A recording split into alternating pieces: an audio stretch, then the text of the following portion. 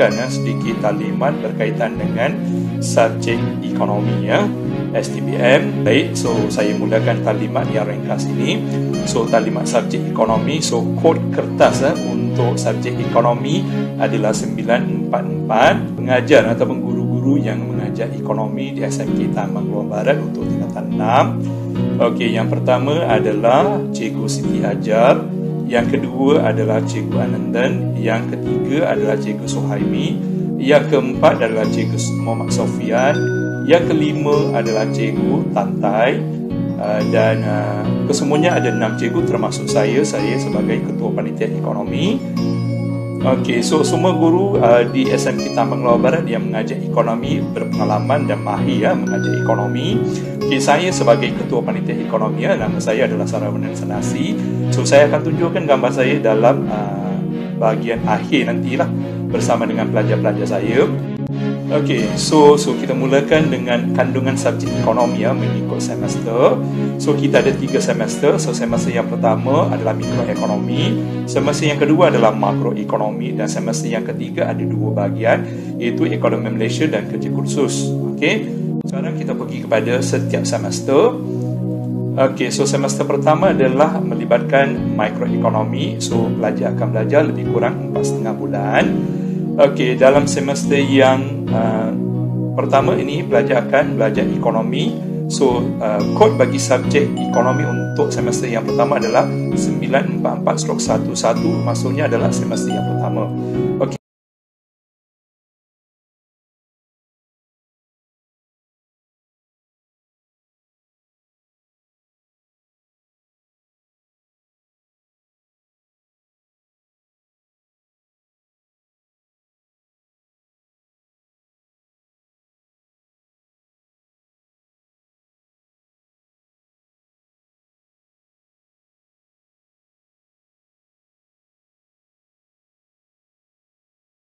dengan format peperiksaan untuk ekonomi lah. So kita lihat jenis-jenis soalan. Okey, so jenis soalan terbagi pada 3. Yang pertama adalah untuk bahagian A ada soalan objektif. Okey, bahagian B pula melibatkan soalan esei, dan bahagian yang C adalah melibatkan soalan kuantitatif. Okey, dan untuk setiap semester jenis soalan ini adalah berbeza-beza. Okey, untuk semester yang pertama melibatkan bahagian A, B, C. Maksudnya ada soalan objektif, soalan esei dengan soalan kuantitatif untuk semester yang pertama, dan wajaran markah adalah 32%. Okey, manakala untuk semester yang kedua juga melibatkan 3 bahagian dan wajaran markah juga tinggi 32%. Untuk semester yang ketiga melibatkan soalan esei dengan soalan kuantitatif, wajaran markah untuk semester yang ketiga adalah 16, dan diikuti dengan dalam semester yang ketiga ada kerja khusus. Okey, wajaran markah yang diberikan adalah 20%.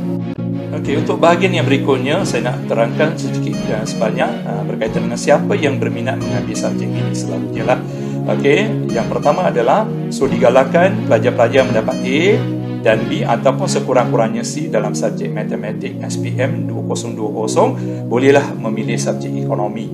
Okey, kalau pelajar yang dapat D, F ataupun gagal, saya tak menggalakkan pelajar ambil. Okey, masalahnya nanti pelajar tak dapat kira. Okey, nanti give up pula. Okey, so bagi mana-mana pelajar yang dapat keputusan yang baik dalam matematik bolehlah ambil ekonomi ini. Okey, yang keduanya boleh menghafal dan memahami fakta dengan baik serta sangat minat dengan pengiraan. Okey, so pelajar-pelajar yang mempunyai ciri ini boleh ambil lah.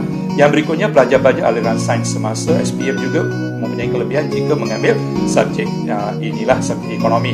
Khususnya selalunya pelajar yang aliran sains selalunya mendapat skor yang baik lah, mendapat grade yang baik dalam subjek ekonomi A ataupun A-. Okey, so sekarang kita pergi pada berikutnya.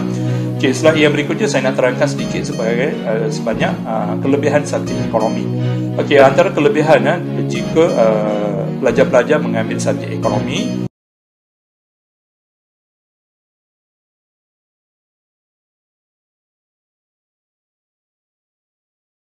saya nak tunjuk sedikit analisis keputusan ekonomi STPM 2020. Jika kita lihat dari segi ekonomi, walaupun dekat sini ada subjek-subjek lain, tapi saya nak highlight subjek ekonomi lah. Okey, bilangan calon mengambil ekonomi adalah 90. Okey, dari plus 90 kalau kita lihat seramai 18 pelajar mendapat A dan seramai 12 pelajar mendapat A-. So bila kita campur kedua-dua, so bilangan pelajar yang mendapat A adalah 30 orang lah. Okey, itulah keputusan berkaitan dengan ekonomi. Memang keputusan untuk ekonomi cemerlang. Okey, dari segi bilangan pelajar yang mendapat A minus. So itulah saya menggalakkan pelajar-pelajar yang mendapat keputusan yang baik dalam matematik khususnya A, B dan C digalakkan mengambil ekonomi lah. Okey. So, itu saja berkaitan dengan taklimat ekonomi. Jika ada soalan yang berkaitan dengan ekonomi apabila pelajar masuk di kelas nanti, so pelajar-pelajar ni boleh mengajukan soalan ini kepada cikgu yang mengajar ekonomi lah. Okey, so itu saja daripada saya. Saya sebagai ketua panitia ekonomi, nama saya adalah Sarawanan Analaki Sanasi. So, saya harap pelajar membuat keputusan pemilihan subjek yang terbaik untuk lulus dengan cemerlang dalam STPM. So, dengan ini, selamat belajar dan selamat datang ke SMK Taman Keluar Barat. So, sekian, terima kasih.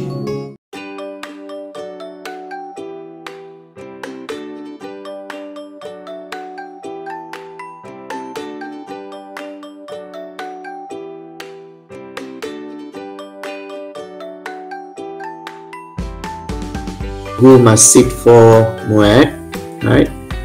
So the MUET paper is a compulsory paper which must be taken by students who wish to pursue a first degree course in any local institution of higher learning in Malaysia.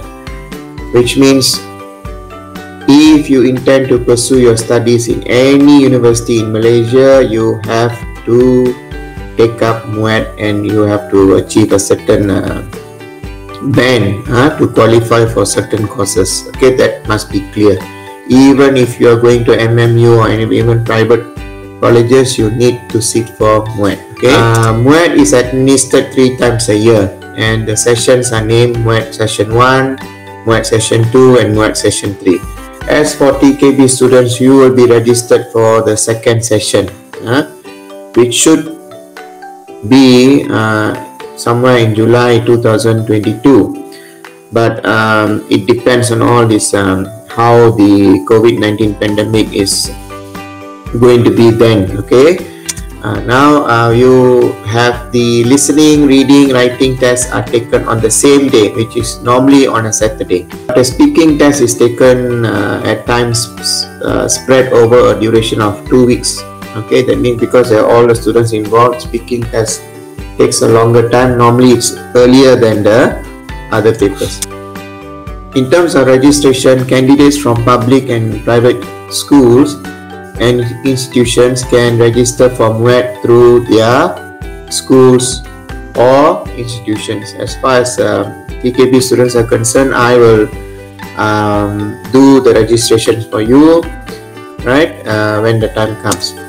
Now, registration fee can be paid via credit card, internet banking, or by purchasing Malaysian Examination Council PIN, MEC PIN, from Bank Simpanan Nasional.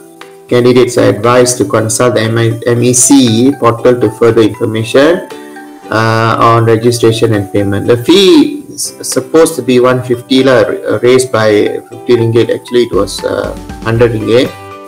They said they will raise it to 150.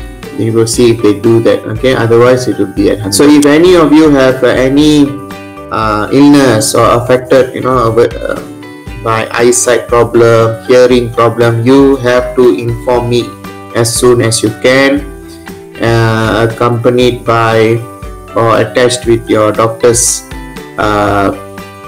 letter certifying your problem, so that I can forward this to MPM and probably your papers, or you'll be given special attention when you're sitting for the exam. If you don't tell me, we won't know, and you will have to face the exam like any other student does.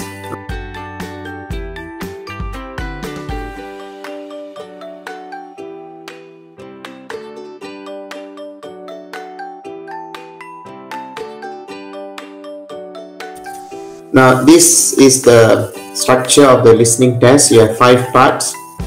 The first part will be a dialogue with 7 questions. They are all MCQ, 3 options, which means A, B, C only. And your part 2 is a monologue. Alright, that also 7 questions with the 3 options A, B, C.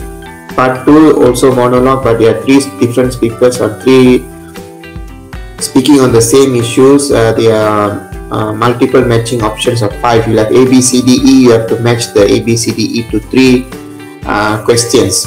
Okay, and then you have part 4 dialogue, also MCQ 3 options A, B, C, and part 5 is 3 different dialogues, 6 questions, MCQ 3 options as well.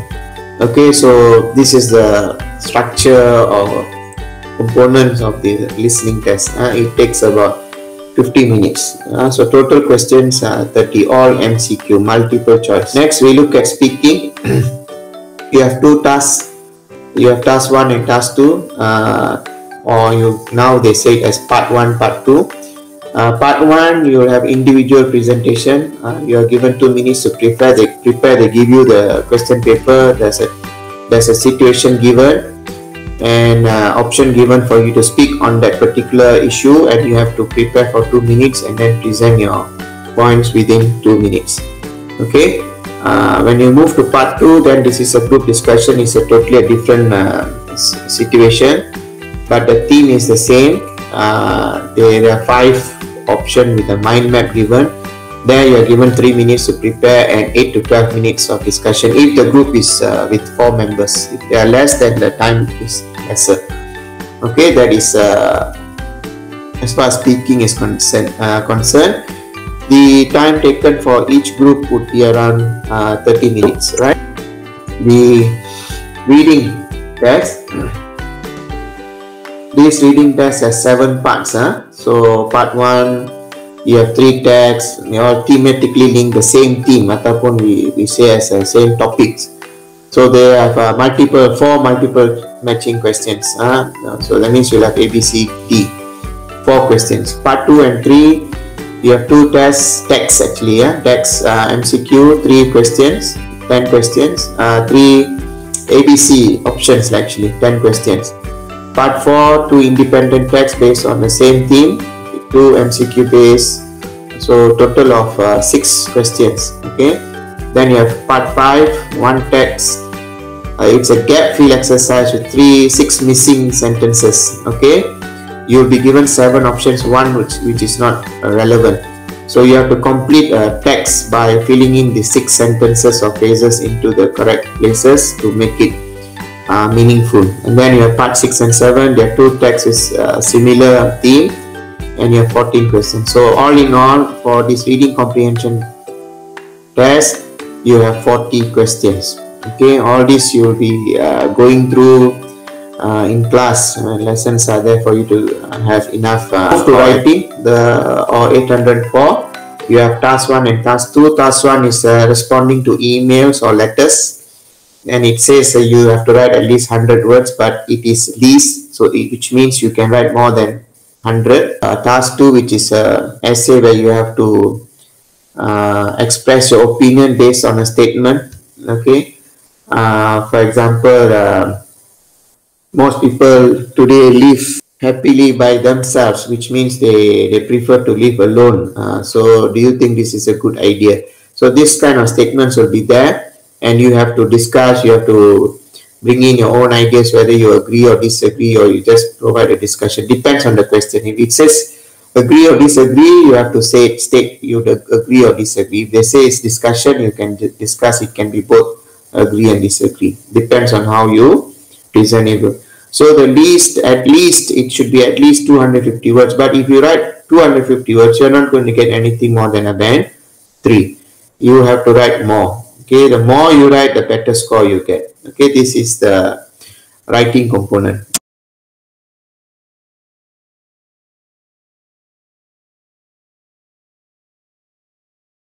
Right. Now you have what are the band descriptors? You have a range of band 1 to band 5 plus. Okay, so if you are achieving a band 1, band 2, band 2.5, you just have basic proficiency of the language. You have basic. Okay, if you have achieved 3.0, 3.5 and 4 and 4.5, you are an independent learner, which means your proficiency is independent, or we could say moderate. Okay, from 5 and 5 plus, you are very proficient in the language. Okay, So these are the band descriptors. Okay, and when you are applying to universities, you must know which band is required for different courses. So you must work hard in order to achieve these bands. All we can say is try to achieve the highest band as possible. Okay, remember, MUAT is a compulsory paper. You have to achieve the band that the university requires. If you were to achieve CGPA of 4.0, or we say pointer 4.0, but your MUAT is 2.5 or 3, you may never get the course that you intend to apply for if the requirement is anything between 4 and 5 and so on. Okay, so please be aware of this. Okay, thank you, and